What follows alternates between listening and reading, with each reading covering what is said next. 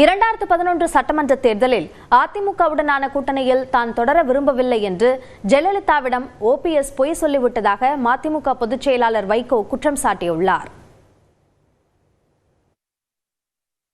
கூட்டணி தொடர்வதா கூடாதா என்ற கேள்வி எழுந்தபோது அண்ணா திராவிட முன்னேற்ற கழகத்திலே இருந்து அவருடைய பொதுச் செயலாளர் அனுப்பி வைத்த குழுவில் நண்பர் செங்கோட்டையன், நண்பர் ஜெயக்குமார், நண்பர் தம்பிதுரை, நண்பர் ஓபிஎஸ் இங்க வந்தாங்க. எவ்வளவு கடைசியா கொடுக்க முடிவு பண்ணியிருக்கேன்னு கேட்டேன். 12 சீட்டு தான் அப்படின்னு. இதை நான் ஏற்றுக்கொள்ள முடியாது, இதற்கு உடன்பட முடியாது.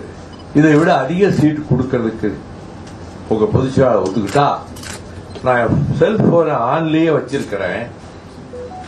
5 மணிக்கு எங்களுடைய மாவட்ட செயலாளர் கூட்டம், அதுக்கு முன்னாடி சொல்லிட்டா அப்ப கூட்டணியை உறுதிப்படுத்தலாம், அதுவே செய்யணும்னு சொல்லிட்டு போனாங்க. முக்கியமா சொன்னவர் ஓபிஎஸ். ஆனால் அதிமுக பொதுச் செயலாளரிடம் போய் அவர் நம் கூட்டணியில் நீடிக்க விரும்பவில்லை, அவர் சொல்றபடி நம்ம சீட்டு கொடுக்க முடியாது, அதனால முறிச்சிட்டாரு அப்படின்னு பொய்ய சொல்லிட்டார். பின்னர் கேள்விப்பட்டேன், தினமணி வைத்தியநாதன் சொன்னார், உங்களுக்கு 15 சட்டமன்ற தொகுதியும் ஒரு ராஜ்யசபாவும் கொடுப்பதென்று அவங்க முடிவெடுத்துட்டாங்க. போன கையிலே வச்சிருக்கிறேன், ஓபிஎஸ் கூப்பிடுவாருன்னு. கூப்பிடவே இல்லை.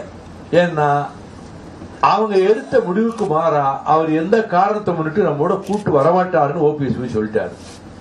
அதன் பலனை இன்று ஓபிஎஸ் அனுபவித்துக் கொண்டிருக்கிறார்.